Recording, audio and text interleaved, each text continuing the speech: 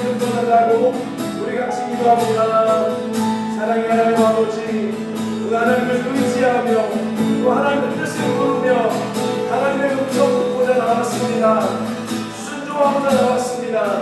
예배 가운데 성령의 기름 부어 주시옵소서. 어둠의 권세를 떠나가게 하시고 오늘 말씀 들을 때 하나님의 뜻을 알게 하여 주옵소서. 혼란스러운 생각들이 떠나가게 하시고 마음이 정리되게 하여 주시옵소서. 이 시간을 또 하나 기도할 것은 예수의 피를 의지하며 나아갑시다. 주의 보혈로 정결하게 하여 달라고 함께 우리 죄를 고백하며 회개하며 나아갑시다. 사랑의 하나님 아버지, 간절히 기도하며 나아갑니다. 이 시간 주의 보혈로 우리를 깨끗이 씻어주사 깨끗하게 하여 주옵소서. 하나님 앞에 설 수 없는 죄인입니다. 예배할 수 없는 죄인입니다. 그러나 예수님의 십자가 은혜를 믿고 나아갑니다. 예수님의 사랑을 믿고 나아갑니다. 주님, 우리 가운데 함께하여 주옵소서. 은혜를 부어 주시옵소서. 하나님 덮어주세요. 가려주세요. 우리의 죄악들을 덮어주시고 가려 주옵소서. 우리 계속해서 조용히 기도하며 나아갑시다.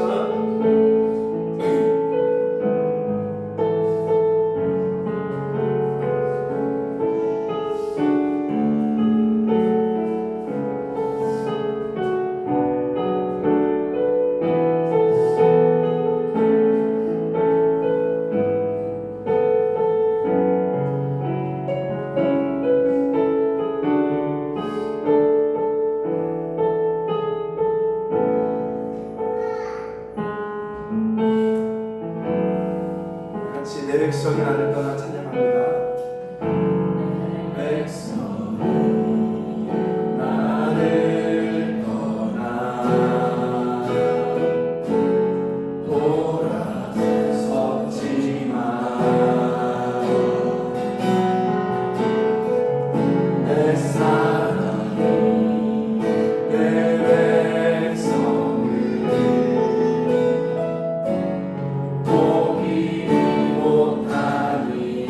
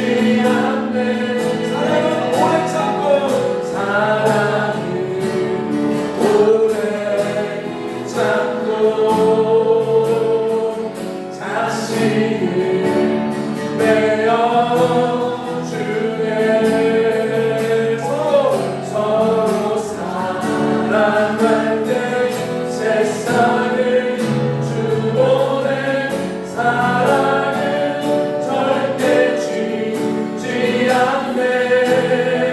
여호와께 돌아가자. 우리 돌아서도 그는 변치 않네. 여호와께 돌아가자. 우린 넘어져도 그 사랑 우리 한번 고백합니다. 여호와께 돌아가자. 우리 돌아서도 그는 변치 않네. 여호와께 돌아가자. 우리 넘어져도 그 사랑 우리 한번 이 시간 함께 기도를 나아갑니다. 하나님 여전히 나를 사랑하시는 그 하나님께로 돌아서길 원합니다. 하나님의 은혜를 다시 구하기를 원합니다. 이 시간 나의 예배를 받아 주시옵소서. 우리 주여 모든 주여 함께 기도를 나아가겠습니다. 주여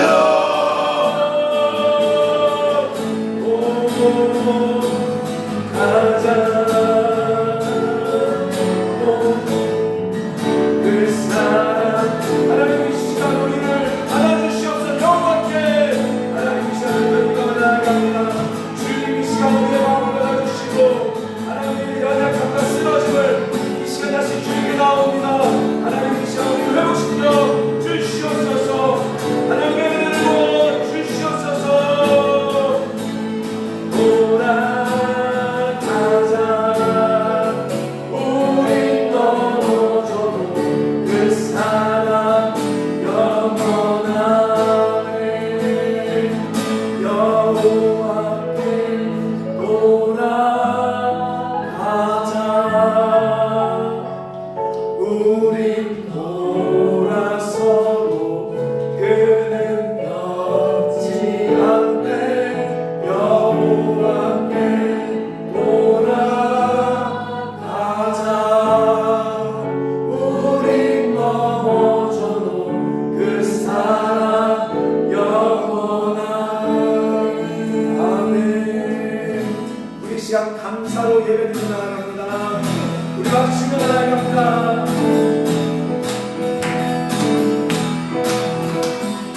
감사와 찬양 드리며 주 앞에 나가세. 그고만 내하신 주 이름 그의 성소에서 주를 찬양해. 나팔 소리로 찬양하며 비파와 수금으로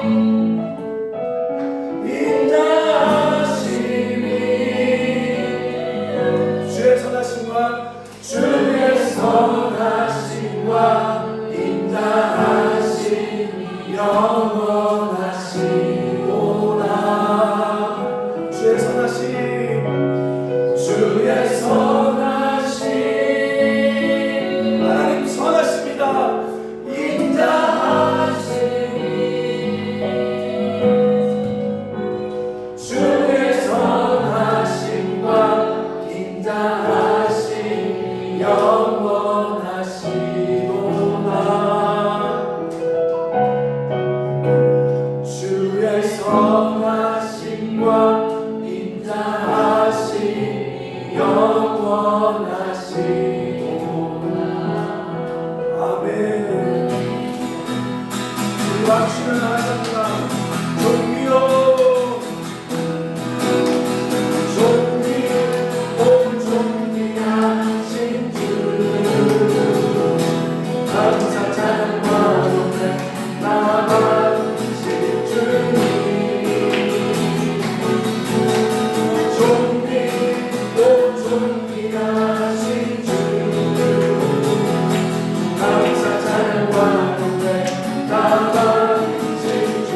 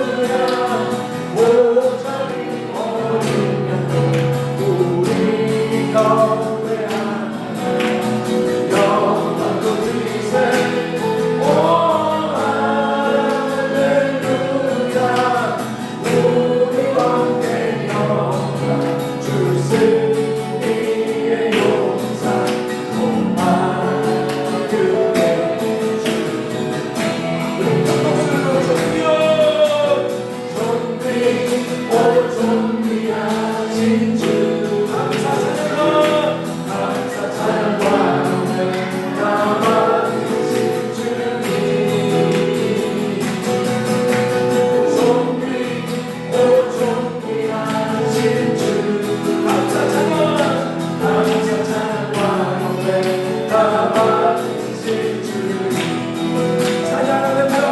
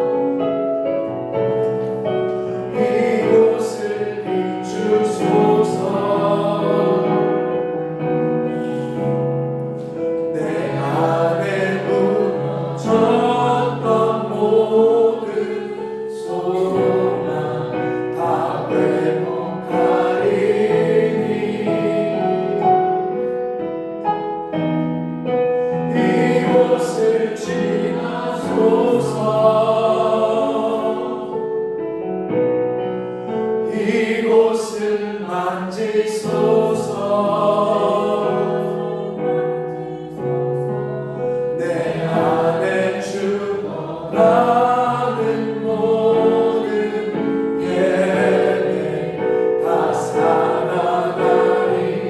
우리 마지막으로 이곳을 덮으소서.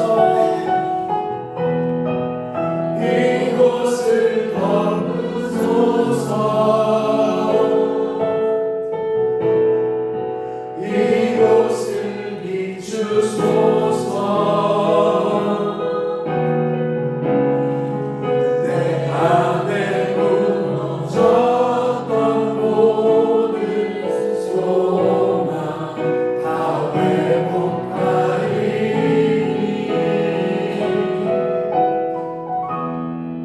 이곳을 지나소서. 이곳을 만지소서. 내 안에 죽어가는 모든 예배, 내 안에 죽어가는 모든 예배 다 살아나리. 자, 여러분 눈을 감으시고 제가 다시 한번 부르는데요. 이곳을 덮으소서. 이곳을 덮으소서. 이곳을 비추소서. 이곳을 비추소서. 내 안에 무너졌던 모든 소망, 내 안에 무너졌던 모든 소망 다 회복하리니, 다 회복하리니. 이곳을 지나소서. 이곳을 지나소서. 이곳을 만지소서. 이곳을 만지소서. 내 안에 죽어가는 모든 예배, 내 안에 죽어가는 모든 예배 다 살아나리. 우리 하나님 앞에 이 시간 살아날 수 있는 생기를 부어달라고 우리 간절한 마음으로 기도하겠습니다. 하나님 오늘 말씀에 생기를 불어넣어 주옵소서. 하나님 이 시간 예배 가운데 주님의 영을 초청합니다. 하나님 고민이 있는 사람들이 있습니다. 결정해야 되는 사람들이 있습니다. 오늘 단순히 성경 공부가 아니라 이 설교 속에 하나님의 말씀 선포 속에 해답을 얻을 수 있도록 하나님 생기를 불어넣어 주옵소서. 말씀 듣는 걸 방해하는 어둠의 권세를 떠나가게 하여 주시옵소서. 빛으로 임하여 주옵소서. 감사드리며 예수님의 이름으로 기도드립니다. 아멘.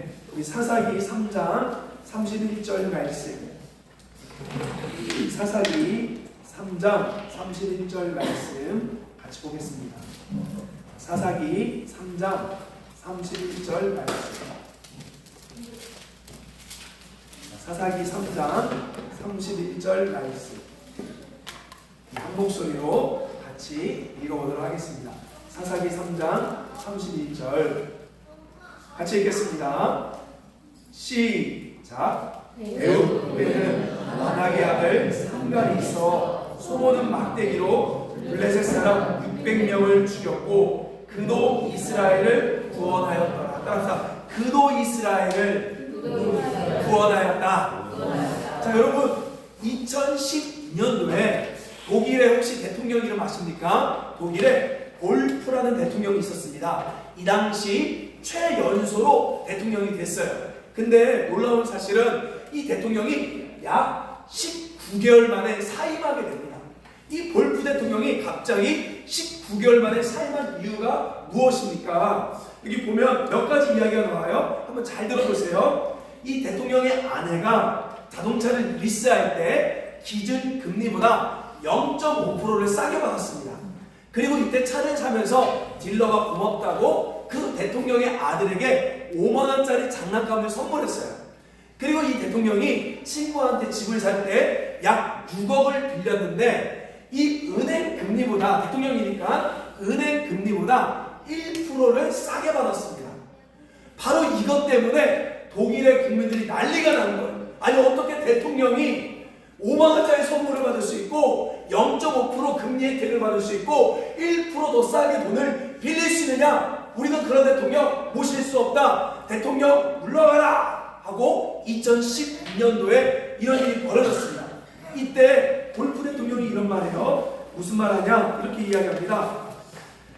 친구에게 돈을 빌릴 수도 없는 나라에서 나도 더 이상 대통령 하고 싶지 않다 하고 나서 역사상 제일 짧게 19개월 만에 이 대통령이 물러갔어요. 자, 여러분 오늘 이 뉴스를 듣는데 어떤 마음이 드세요? 첫 번째, 과하다. 두 번째, 당연하다. 자, 첫 번째 어때요? 첫 번째? 여러분 과해요? 여러분 어떻게 생각하십니까? 과합니까? 당연합니까? 저는 솔직히 과하다고 생각을 했어요. 아니 그깟 5만 원이 뭔데? 아 그리고 0.몇% 금리인데 뭐 몇천억 헤쳐먹은 것도 아닌데 뭐 그것도 그래 라고 생각했는데 그만큼 우리의 도덕의 기준이 무너졌다는 거예요. 아멘? 자, 이게 우리는 과하게 느껴질 수밖에 없어요. 오늘날 대한민국의 도덕성의 기준이 너무나 무너졌기 때문에 이 독일의 기준에 비해서는 우리는 당연히 과하지만 독일 국민들은 이걸 용납할 수 없다는 거죠. 그러니까 여러분 이렇게 도덕적 양심은 구부러집니다. 도덕적 기준은 무너져요. 에이 이거 별것도 아닌데 굳이 이거 갖고 그래 라고 우리는 생각한다는 거예요. 자, 왜 그 이야기를 하냐면 사사기는 기준이 없을 때 하나님의 도덕적 기준, 신앙의 기준이 없을 때 얼마나 타락하는지 얼마나 무너지는지를 우리 가운데 구체적으로 보여주고 있어요. 그 요즘에 여러분 이런 얘기해요. 그냥 평범하게 어떤 목회자가 은퇴해요. 큰 교회 목회자가 은퇴해요. 10억을 받아가요. 여러분 과해요? 안 과해요? 근데 사람들은 이제는 10억은 양반이 돼요. 몇천 명 모이면 10억, 그러니까 그만큼 도덕의 기준은 계속해서 무너진다는 거죠. 자, 사사기는 이런 책입니다. 넘겨주세요. 자, 사사기는요 이런 거예요. 자, 먼저 따라갈까요? 하나님을 잊음. 그러니까 죄를 지는 거죠. 그러면 하나님이 어떻게 하냐? 벌을 내려요. 이방 민족을 통해 고통을 줍니다. 이때 어떻게 해요? 정신 차리고 기도하죠. 그러면 하나님이 사사를 보내 구원해 줍니다. 그 다음 어떻게 돼요? 평안해지면 다시 또 죄를 져요. 근데 중요한 게 이 반복이 어떻게 되냐? 따라갈까요? 나선형, 하강구조. 이게 뭐냐면 사사기를 읽다 보면 이 내용이 죄의 심각성이 부르짖는 내용들이 점점점 악해지는. 나중에는요 죄를 져도요 부르짖지 않습니다. 고난을 받아도요 하나님을 안 찾아요. 처음에는 즉시 찾다가 이제는 안 찾는 시대까지 가버립니다. 이게 바로 사사기의 모습이에요. 그래서 오늘 사사기는 우리 가운데 어떻게 신앙적 도덕적 기준을 세워야 하는지를 가르쳐주고 있습니다. 자, 여러분 사사가 뭘까요? 자, 재밌는 걸 찾아왔어요. 자, 사사가 뭐죠? 사사, 우리가 아는 사사는 히브리어로 쇼페트인데요. 이 쇼페트는 첫째 따라할까요? 정치적 지도자. 그러니까 재판하는 정치적 지도자입니다. 그리고 전쟁이 일어날 때 전쟁하는 군사적 지도자예요. 그래서 옛날 우리나라 성경은 제가 한번 얘기했을 거예요. 이 사사를 뭐라고 번역했다 그랬죠? 옛날 성경에는 뭐라고 번역했죠? 사또. 옛날 성경은 사또라고 써 있어요. 사또. 그래서 삼손 사또, 입다 사또 이렇게 되어 있습니다. 근데 사또는 좀 맞지 않고요. 제가 카톨릭 성경을 봤는데 아주 정확하게 번역을 했어요. 그러니까 제가 카톨릭을 옹호하는 건 아닌데 카톨릭 성경이 우리나라 말을 더 잘 썼습니다. 자, 한번 맞춰볼래요? 이거 맞히시는 분은 지금 바로 퇴근하셔도 돼요. 한번 맞춰보세요. 카톨릭 성경은 이 사사, 그러니까 옛날 우리나라 성경은 사또라고 했지만 카톨릭 성경은 뭐라고 번역했을까요?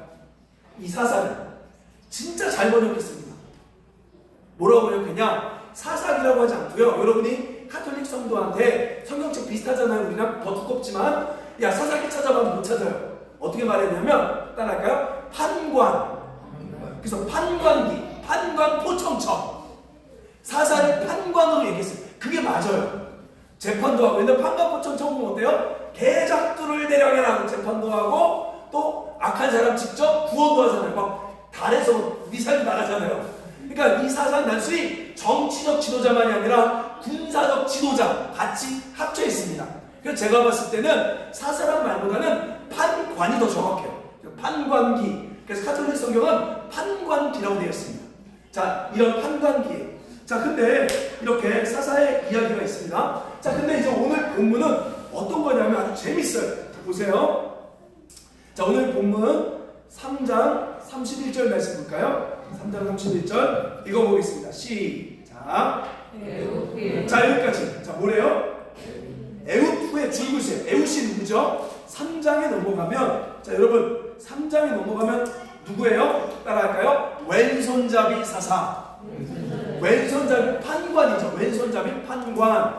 자, 근데 여러분 차이점을 느껴봤습니까? 어떤 차이가 있는지 아세요? 어떤 차이가 있는지 아세요? 자, 3장 11절 말씀 보세요. 자, 3장 11절 말씀 보세요. 아주 중요합니다. 그 땅이 평온한 지 40년에 그나스의 아들 온니엘이 죽었더라. 그러니까 사사 한 명, 온니엘이라는 사사가 죽고 12절에 뭐예요? 이스라엘 자손이 또 여호와 목전에 악을 행하였다 이렇게 나오죠. 자, 저를 보십시오. 사사기의 패턴은 사사가 죽고 다시 범죄해서 이스라엘 백성들이 죄져서 고통받습니다.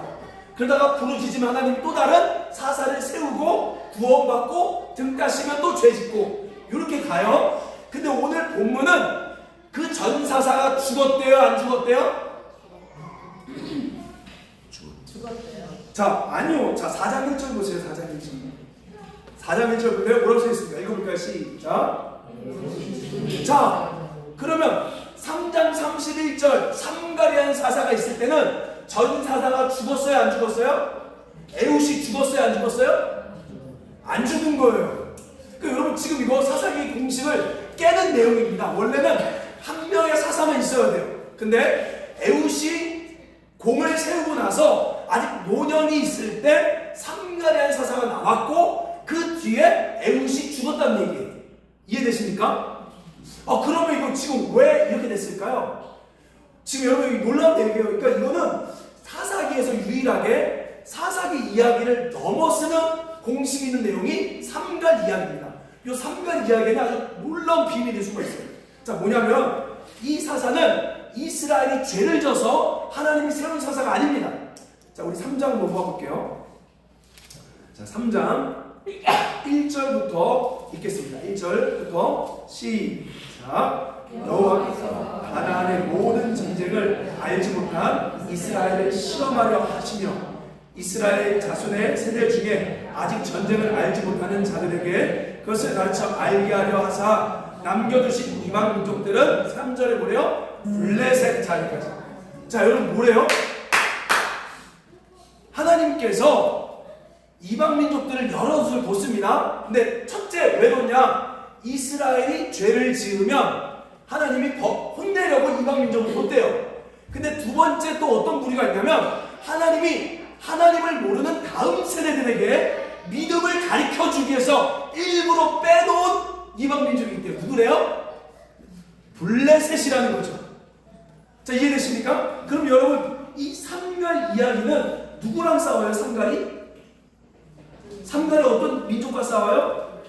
블레셋. 그러면 지금 이 스토리는 이스라엘 백성들이 죄를 져서 하나님이 구원하려고 삼갈을 세운 게 아니라 삼갈을 통해 하나님을 모르는 다음 세대들에게 믿음과 도덕을 가르치려고 만들어놓은 이야기라는 거예요. 아멘. 그러니까 다른 스토리들은 다 죄를 졌기 때문에 하나님이 혼내고 그들을 붙잡아주려고 사사를 보냈는데 삼갈 스토리만 유일하게 어떤 거냐면 다음 세대들에게 신앙을 교육하기 위하여 삼갈 이야기를 따로 빼놨다는 거죠. 그래서 사사가 죽고 또 다른 사사가 나오지 않고 두 명의 사사 시대 속에 삼갈의 이야기가 시작된다는 거예요. 아멘. 그러니까 여러분 이 한 절의 이야기지만 이 한 절의 이야기 중에 엄청난 비밀들이 숨어 있는 겁니다. 사사기에. 자, 그러면 볼게요. 자, 이제 어떤 걸 하나님이 여기서 우리 가운데 가르치길 원하냐? 다음 세대들에게 믿음 주길 원하냐? 자, 보세요. 자, 에훗 후에는 그 다음 읽어볼까요? 시작. 자, 여기 줄 보세요. 아낫의 아들 삼갈. 자, 삼갈이 누구의 아들이래요? 자, 아낫은 부모님의 이름이 아닙니다. 누구냐면 가나안 땅에 여신들이 있었어요. 아스타롯, 그 다음에 아세라, 그 다음에 아낫. 가나안 땅은요 3대 여신이 있습니다. 아스타롯, 아세라, 아나. 그러면 지금 아나시라는 게 뭐예요? 가나안 여신의 아들. 다른 말로 이야기하면 부모가 이 아이를 바친 거예요. 여러분 참 재밌는 게요, 저도 마찬가지지만 신앙에 열심히 있는 사람들은요 이름을 꼭 신앙적으로 이름을 짓습니다. 그리고 회사를 짓더라도 이름을 갖다 놔요. 예를 들면 제가 여러분 혹시 탤런트 김성령 아시죠? 김성령? 자, 이 김성령 배우 동생이 누구죠? 김성경이죠. 그의 부모는 뭐예요? 어떤 종교 가지고 있어요? 100% 기독교겠죠. 그러니까 자꾸 사람은 자기 믿음이 좋을 때, 믿음을 갖고 있을 때 이름에 넣는 습관을 가지고 있습니다. 예를 들면 여러분 혹시 그거 아십니까? 신원 뭐죠? 신원 에베네세 들어봤어요? 그 다음에 솔로몬 뭐죠? 솔로몬 저축은행 들어봤습니까? 그러니까 회사 이름에 다 신앙을 넣어버린 거예요. 신원 에베네세. 에베네세 뭐죠? 하나님이 여기까지 도왔다. 그럼 솔로몬 저축은행, 솔로몬의 저축은행이다. 이런 식으로 이름을 집어넣는다는 거죠. 자, 그 얘기는 뭐예요? 지금 삼간의 집은 어떤 집안이에요? 아낫이라는 가나안의 여신을 아주 쩔도록 모시고 있는 그런 집안이라는 거예요. 우상숭배 아주 깊은 집안이라는 거죠. 그리고 여기 보면 삼간의 이름이 써놓을까요? 신이 지어줬다는 뜻이에요. 신이 지어줬다. 자, 그러니까 완전 그의 부모는 가나안 족속의 우상숭배에 깊게 빠진 사람이라고 지금 성경이 우리 가운데 가르쳐주고 있습니다. 자, 그리고 나서 자, 그 다음에 이 삼갈이 어떤 직업을 가지고 있습니까? 읽어볼까요? 시작. 자, 먼저 소를 몰았다. 자, 여러분 오늘날 목축은 굉장히 좋은 거죠. 근데 고대 이스라엘 사회, 고대 근동에서는요 목축은 어떤 직업이냐? 아주 비천한 직업입니다. 이게 성경에 나와요. 볼게요. 자, 고대 근동에서 목축업은 비천한 일 읽어볼까요? 시작. 어렸을 때부터 지금까지 목축하는 자들이 온데 우리와 우리 손주가 다 그러하니이다 하소서. 애굽 사람은 다 목축을 가증히 여기나니 당신들이 고센 땅에 살게 되리다. 이게 뭐냐면 요셉이 그의 형제들을 만날 때 이제 애굽으로 온 거예요. 그때 얘기하는 거예요. 이 사람들은 우리 목축업을 아주 더럽게 여기고 비천하게 여기니까 아마 내가 총리지만도 나랑 같이 있을 수 없고 고센이라는 곳에 격리당할 수밖에 없다. 그러니까 그 당시 목축업은 아주 더럽고 비천한 직업이라는 거죠. 자, 그러면 여러분 지금 하나님께서 이 3간을 통해 한 가지 공식을 깨뜨립니다. 자, 뭘 깨뜨려요? 우상 숭배의 집안, 아주 더러운 일을 하는 비천한 직업일지라도 하나님이 그 3간을 썼다 안 썼다? 쓰셨다. 이걸 가르친다는 거예요. 다른 말로 이야기하면 하나님 앞에 높고 낮음은 없다. 그러니까 차별이 없다는 거예요. 하나님은 여러분 오늘 우리가 봤을 때 그 당시 기준에서는 절대 쓰임받을 수 없는 사람입니다. 3간 쓰임받을 수 없어요. 우상숭배의 집안, 그리고 아주 비천한 직업을 가진 사람들, 근데 쓰임받을 수 없는데 하나님이 그를 쓰시는 거죠. 하나님은 우리를 차별하지 않았어요. 아멘? 그게 너무 기쁜 거예요. 하나님은 우리를 차별하지 않았어요. 야고보서 2장에 보면요, 왜 그러냐면 야고보서 2장의 내용이 여러분 성경이 몇 천년 전에 썼잖아요. 근데 야고보서 2장에 보면 똑같은 얘기합니다. 회당에 이런 얘기예요. 금가락지 입고 좋은 옷 입은 사람이 오면, 교회죠. 회당이 교회죠. 교회에 좋은 옷 입고 금가락지 낀 사람이 오면 사람들은 여기 오라고 같이 앉으라고 이렇게 얘기하는 거예요. 근데 반대로 이 교회 안에, 회당 안에 남루한 옷을 입고 가난한 사람들이 오면 별 관심 갖지 않고 저쪽에 그냥 가 있으라고 얘기하는 거예요. 그랬던 몇천 년 전 인간의 습관이 오늘도 마찬가지인 거예요. 저 여러분 어떻습니까? 솔직히 여러분에게 인사적 영향을 줄 수 있는 분, 또 여러분에게 정말 돈이나 권력으로 힘을 줄 수 있는 분에게 대하는 태도와 어때요? 아무런 도움이 안 돼. 내가 오히려 퍼줘야 돼. 그리고 나한테 덕이 안 되는 사람이에요. 대하는 태도가 어떻습니까? 내가 좋아하는 사람 대하는, 교회 안에서도 내가 좋아하는 사람 대하는 태도와 나 저 사람은 그냥 인사만 해야지 라고 대하는 태도가 어떠냐는 거예요. 하나님은 우리 가운데 그걸 가르치는 거예요. 먼저 이 3간의 스토리를 통해 차별하지 말라는 걸 가르치는 거예요. 어느 누구도 하나님 앞에 동일하다는 거죠. 여러분, 교회마저도 동일하지 못하면, 교회 안에서도 동일한 마음을 갖지 못하면 우리는 살아갈 수가 없는 거예요. 세상은 다 차별하는 거예요. 쓰임받을 수 있는 사람, 잘난 사람, 정말로 능력 있는 사람만 쓰는 거죠. 근데 교회는 그래서는 안 된다는 거예요. 하나님 앞에 어느 누구도 차별할 수 없다는 거죠. 여러분, 그래서요, 그 차별하지 않는 마음을 갖는 것이 예배입니다. 아멘. 솔직히 저 사람 싫어요. 얻을 게 없어요. 괜히 있으면 해만 받아요. 그래도 그 사람을 내가 존중해 주는 것이 예배. 교회 최소한 바깥에서 못하더라도 교회 안에서는 최소한 그렇게 하는 것, 벽을 만들지 않는 것, 그것이 참된 예배예요. 넘겨주시죠. 여러분, 혹시 모삼열이라는 선교사님 아십니까? 모삼열 선교사님. 1892년도에 미국에서 오신 선교사님, 이 모삼열 선교사님. 자, 이분이 뭐였냐면, 여러분, 이 당시 대한민국은 어떤 나라였죠? 양반과 쌍놈으로 구분된 나라였대요. 이때 쌍놈 중에 대표적인 직업이 백정입니다. 백정. 이 백정 박씨가 있습니다. 박씨. 이 백정 박씨의 아들을 이 모삼열 선교사님이 자기 학교에 데려다가 놓고 공부를 시킵니다. 이건 여러분, 그 당시 굉장히 획기적이었던 거예요. 그리고 이 박씨가 장티푸스에 걸리자 모삼열 선교사님이 병원을 데리고 가서 이 사람을 치료해 줍니다. 여러분, 그때 어떤 일이 벌어진 줄 아세요? 이 박씨 가족이 그거에 너무 감동을 받아서 예수를 믿고 세례를 받습니다. 그래서 1894년에 세례를 받아요. 근데 이제 교회에 왔죠. 교회에 왔는데 어떤 일이 벌어지느냐? 이 사람의 출신이 뭐예요? 백정이잖아요. 백정이 같이 우리 교회에서 세례받고 예배한다고 그 당시 모삼열 선교사님 세운 교회 절반이 나갑니다. 못했어요.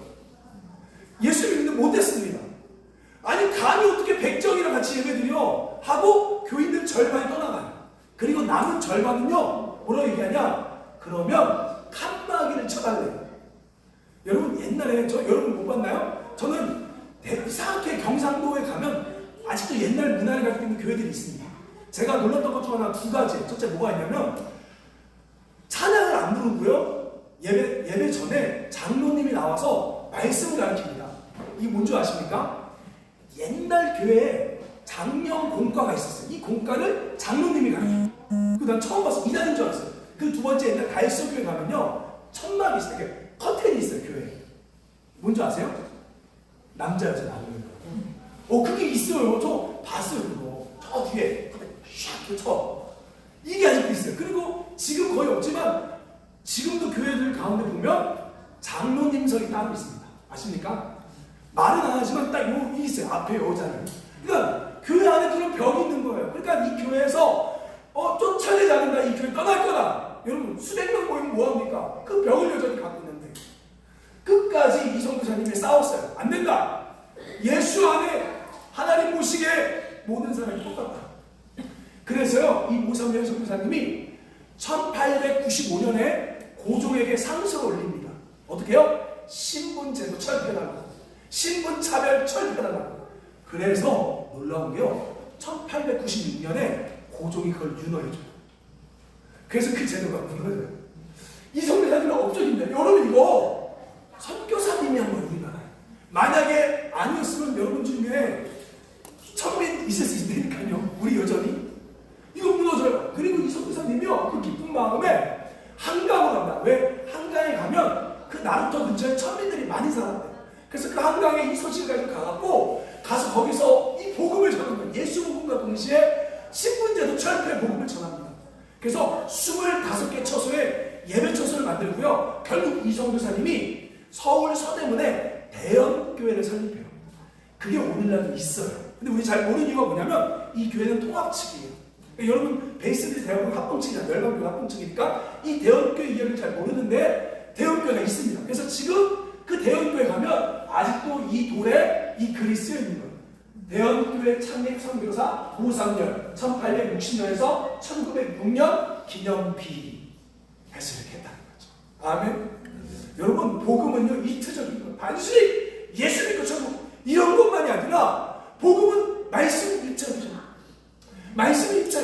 고통과 아픔 속에서 구원받는 거죠. 차별하지 않는 마음. 그러면 여러분 이렇게 생각해 나도 쓰임 받을 수 있다. 그래서 오늘 본문에 뭐라 그래요? 그도 구원하였더라. 아멘. 저는 이 내용을 볼 때마다 희망이 생겨요. 그도 쓰임 받을 수 없는 삼갈도 구원했더라. 자, 이제 더 중요한 게 있습니다. 두 번째, 이 삼갈 이야기에 놀라운 비밀이 있어요. 자, 그 다음 읽어볼까요? 시작. 다시 한번 삼갈이 있어부터 시작. 삼갈이 있어. 자, 이 동그라미 치세요. 블레셋 사람. 동그라미 치세요. 블레셋. 여러분, 이 블레셋이 어디죠? 제가 성경 연구하는데요, 너무 재밌는 게 많아요. 이 블레셋이 누구죠? 오늘날 누구죠? 팔레스타인이죠. 팔레스타인. 근데 여러분, 이 당시 블레셋은요, 지금 팔레스타인은 죄송해요, 약간 동네 북처럼 막 이스라엘에 두들겨 맞고 약하지만 이 당시 블레셋은요 엄청난 나라입니다. 왜 엄청나냐면, 자, 사사기 1장 보십시오. 자, 사사기 1장 19절 말씀 보십시오. 19절. 사사기 1장 19절 말씀 보세요. 아주 놀라운 나라예요. 읽어볼까요? 시작.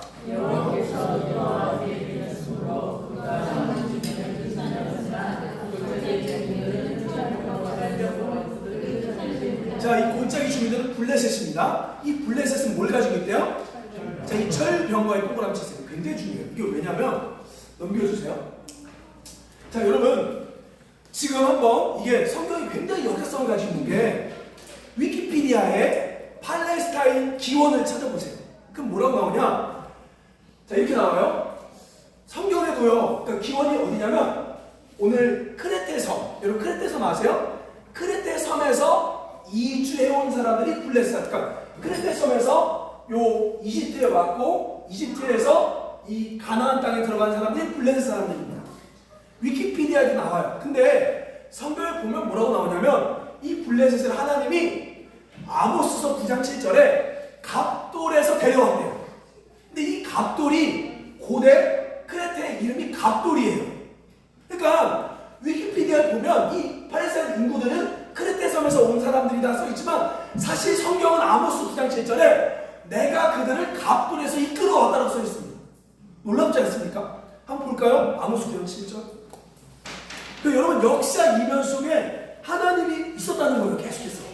자, 아모스 여러분 찾을 수 있으세요? 아모스 9장 7절 말씀. 자, 아모스 9장 7절 말씀 보세요. 1283페이지. 같이 읽어볼까요? 1283페이지. 시작.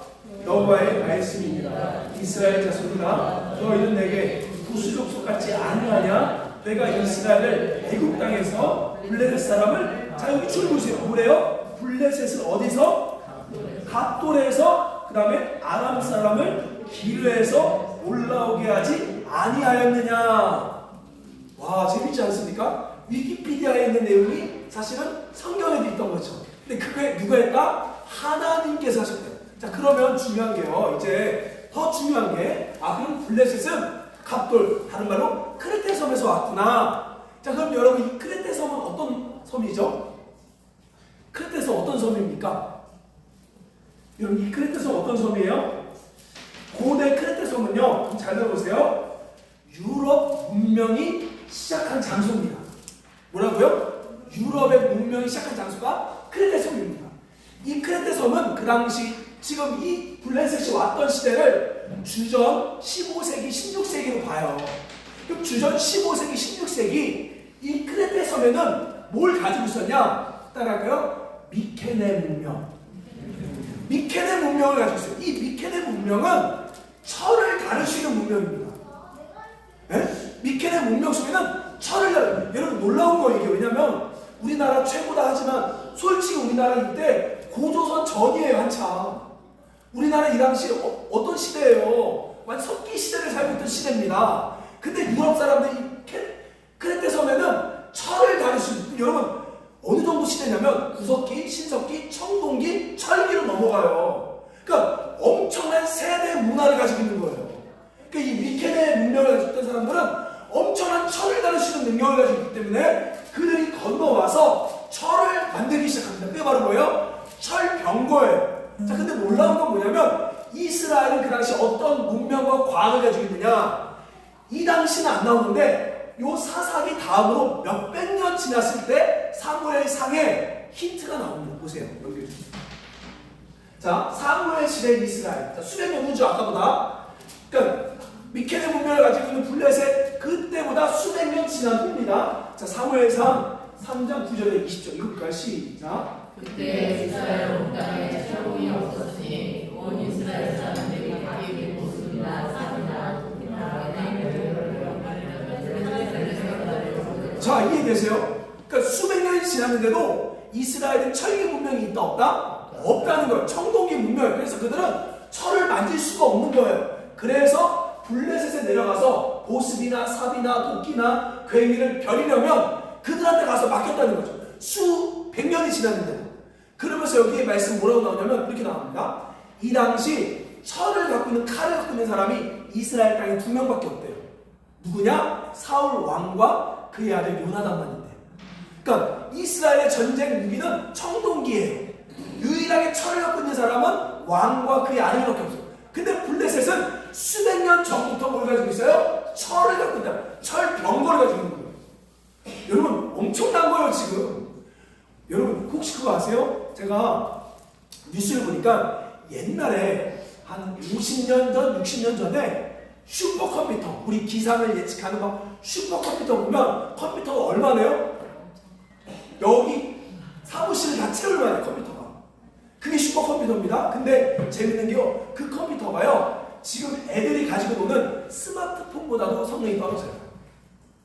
놀랍지 않아요? 이게 바로 과학과 문명의 차이, 기술력의 차이입니다. 그 슈퍼컴퓨터가 여러분이 가지고 있는 휴대폰보다도 안 되는, 그 만약에 타임머신이 있으면 여러분이 휴대폰만 가지고 50년 전으로만 돌아가잖아요? 안 되죠. 왜? 와이파이가 없으니까. 엄청난 기술인 거예요. 지금 마찬가지로 오늘날 아프리카에 있는 한 나라와 천조 미국이 싸우는 것 같아요. 그러니까 소모는 막대기, 여러분 막대기의 재료는 뭐예요? 남으면 이 기술은 뭡니까? 청동기예요? 석기예요? 석기 시대죠. 쉽게 말하면 두 세대 문명을 거스린 전쟁을 보여주고 있는 거예요, 하나님이.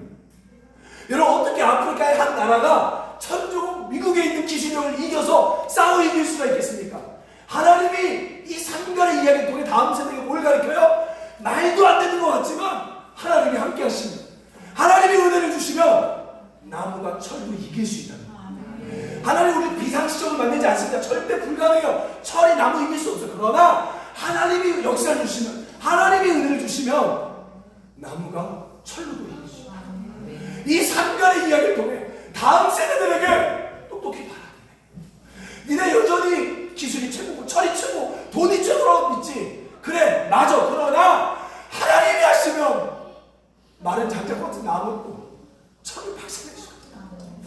이거를 하나님이 너무 가르쳐주고 싶어서 이 삼가의 이야기를 통해 우리가 외치고드신 거죠. 아멘. 여러분 진짜 믿으세요? 이거 믿어야 되는데 우리 그걸 안 믿어요. 그러니까 여전히 교회를 다녀도요 우리 안에 여전히 세속화의 기준이 안 빠져 있습니다. 여전히 돈이 많아야 돼요. 여전히 사람이 많아야 돼요. 여전히 권력이 있어야만 잘 되는 거라고 생각하는 거예요. 이 사사기는 우리 신앙의 기준을 박살내길 원하시는 거 하나님. 아멘. 여러분 제가 이제 이걸 보면서 과연 진짜 오늘날도 나무가 철을 이길 수 있을까? 하나님이 은혜 주시면 이기는 내용이 있을까? 제가 고민했어요. 근데 기도하고 있어요. 왜냐하면 최근에 내 삶 속에는 없으니까. 기도하다가 제가 예전에 한번 이야기했습니다. 한번 잘 들어보세요. 제가 12년 전에요 대구에서 아주 개척 비스무리하게 한 적이 있어요. 그때 31살밖에 안 됐는데, 그때 30살밖에 안 됐죠. 그때 같이 저랑 성경 공부했던 집사님 한 분 있습니다. 이분은 이렇게 머리도 벗겨지시고 그 다음에 김밥을 파시는 분이에요. 김밥 남자분이에요. 김밥 365라 해서 김밥을 팔아요. 근데 여러분 12년 전에 김밥이 얼마였을까요? 지금 얼마죠 김밥? 한 줄에? 3,000원이에요?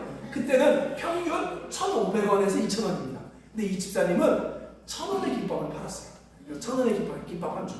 팔아요. 근데 이걸 파는데 이분은 어떤 분이냐면 신앙을 아주 이상한 신앙을 가지고 있습니다. 어떤 신앙이냐? 설교만 하면요 아멘!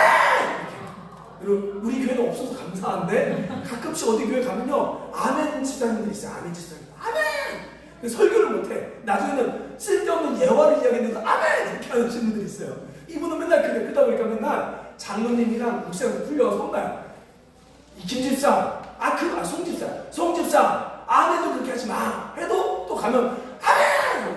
기도하면 엄청 크게 막 말도 더듬으신데 막 엄청 크게 이런 분이에요. 근데 이분이 김밥집을 하는데 대구 수성구에서 김밥집을 하는데 거지랑 가난한 사람들이 지나가잖아요. 그러면 그렇게 하면 안 돼요. 가게 망합니다. 근데 데리고 와요. 여러분 솔직히 밥 먹는데 그지들 식당에 그지 오면 우리는 사랑해야 되지만 인간적으로는 사랑해야 되지만 머리로는 아는데 안 되잖아요. 더럽잖아요. 근데 오라 그래요. 와갖고 김밥 말아서 또 줘요. 여러분 그렇게 장사하면 돈 잘 벌어요? 못 벌어요? 당연히 못 벌죠. 여러분 못 벌어요. 그거 괜히 또 뭐 가난한 사람 너무 무조건 부자 된다 이거 가짜입니다. 못 벌어요. 돈 못 벌어요. 근데 그러니까 아내랑 365일 김밥집이니까 매일 그렇게 해요. 너무 힘들죠. 근데 자식이 셋인데 아이들이 여러분 신앙생활 잘할까요? 안 할까요? 공부 잘할까요? 못할까요? 당연히 못하죠. 날라리예요. 학교에서 맨날 사고치고 중학교 때 사고친 애들이 있어요. 근데 어떤 일이 있었냐면 그렇게 하고 있는데 큰 아이가 사고치는 큰 아이가 어느 날 자기네 아버지 통장을 본 거예요. 잔고를 봤는데 20만 원도 없는 거예요. 잔고. 근데 그걸 보고 애가 그날 제가 그 아이를 제가 대구 있을 때 가르쳤습니다. 같이 있었어요. 그 아이가 그걸 보고 충격을 받은 거예요. 우리 집에 어떻게 20만 원 없지? 자 그럼 여러분 1번 방황한다. 2번 정신 차린다. 되게 방황하지 않겠습니까? 방황했죠. 근데 얘가 그때부터 정신 차린 거예요. 그래서 그때가 벌써 고1 때입니다. 전교 485등. 500명도 안 되는 고등학교에 전교 485등이에요. 이거 진짜입니다. 이거 제가 지금 유튜브에도 있어요. 이거 공부의 달인에 나왔습니다. 전교 485등이네. 근데 걔가 그때부터 공부하기 시작하는 거예요. 근데 이걸 왜 사람들이 놀랍게 여기냐면 그렇게 공부하다가 될 수가 없어요.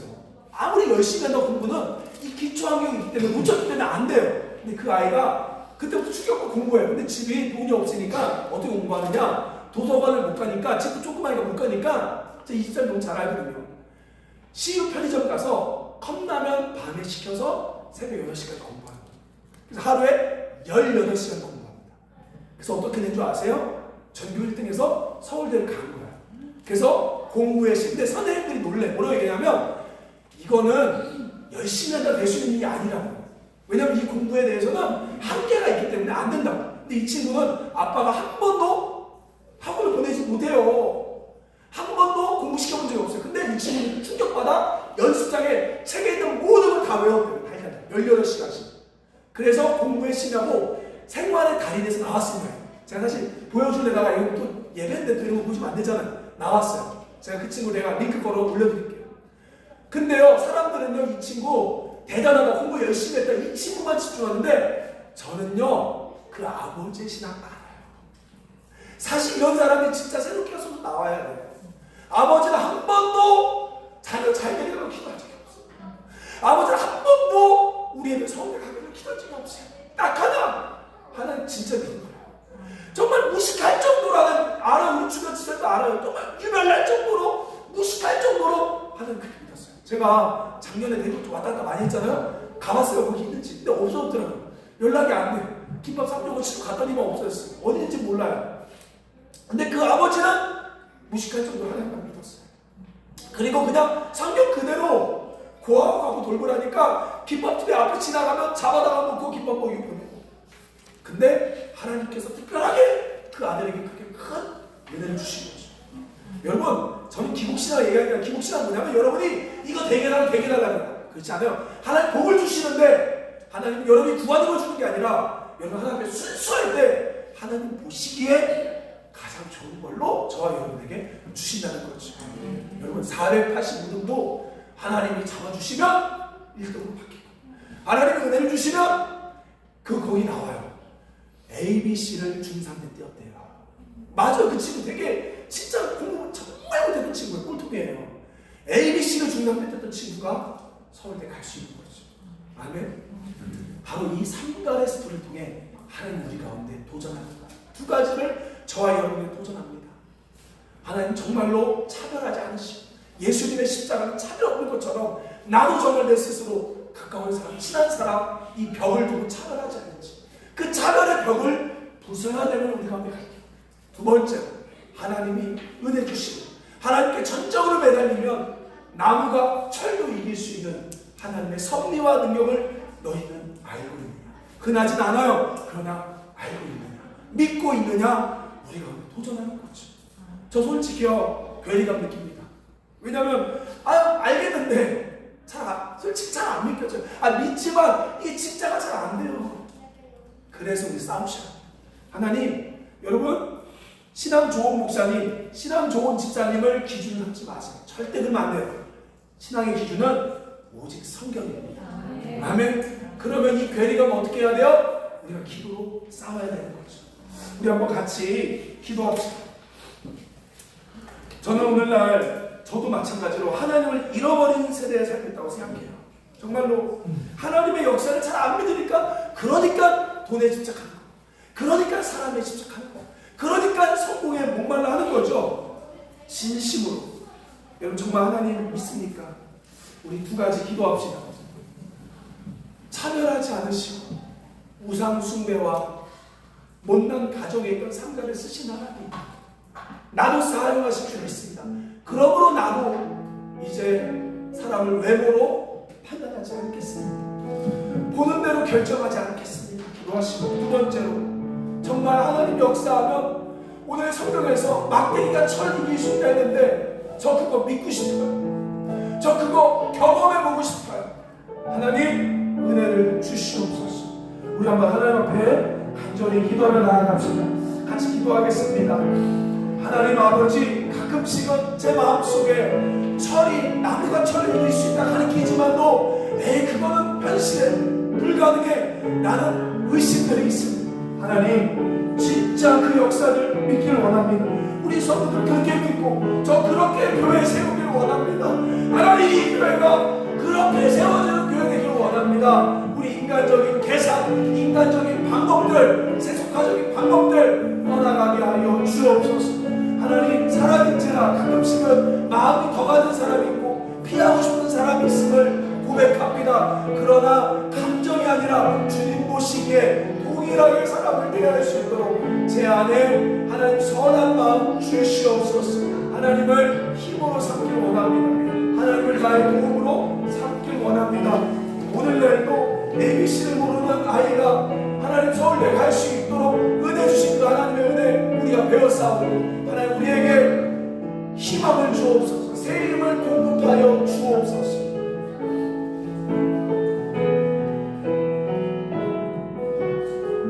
우리 나의 힘이 되신 여호와여 찬양합니다. 힘이 되신 여호와여 내가 주님을 사랑합니다. 주는 나의 반석이시며 나의 요새시라 나의 요새시라 주는 나를 건지시네 나의 주 나의 하나님 나의 피할 밤이시여 나의 밤이시라 나의 밤 되시라 나의 하나님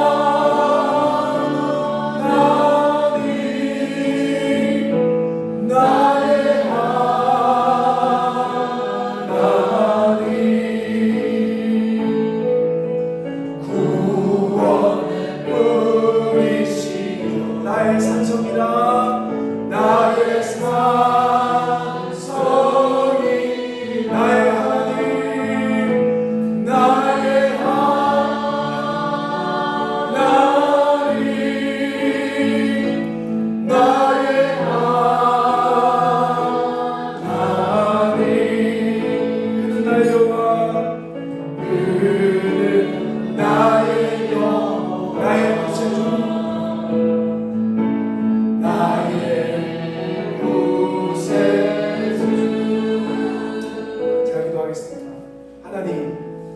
우리가 진짜 하나님을 잃어버린 세대에 우리가 살고 있는 것 같습니다.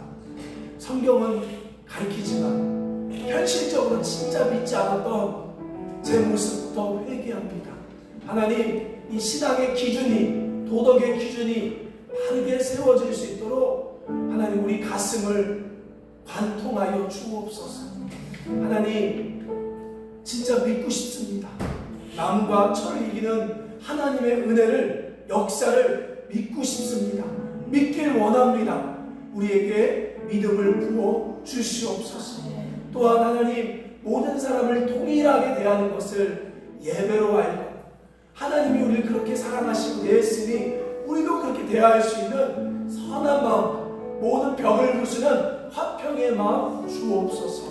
예수님의 이름으로 기도드립니다. 아멘. 주 예수 그리스도의 은혜와 하나님 아버지의 사랑과 성령의 교통하심, 소모는 막대기 하나로 블레셋을 이긴 삼갈처럼 우리도 그렇게 하나님을 믿길 원하는 우리 성도들 위해 이제부터 영원토록 함께 있을지어다. 아멘.